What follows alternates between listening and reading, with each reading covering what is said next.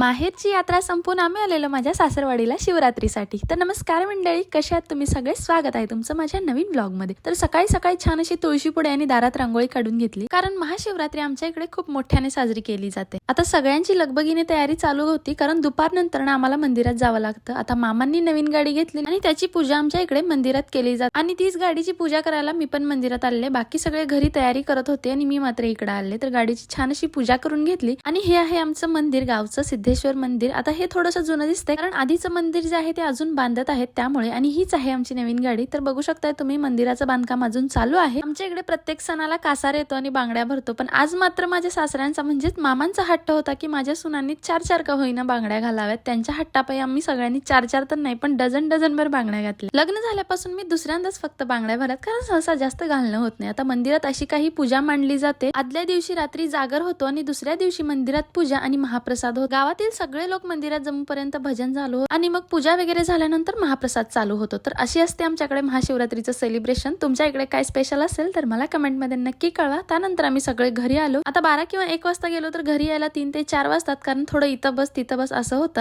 आणि यांना बघितलं ना आमचंच बालपण आठवतंय। चला तर मग आजसाठी एवढंच। तुम्हाला जर व्हिडिओ आवडत असतील तर लाईक करा, शेअर करा, फॉलो करायला विसरू नका।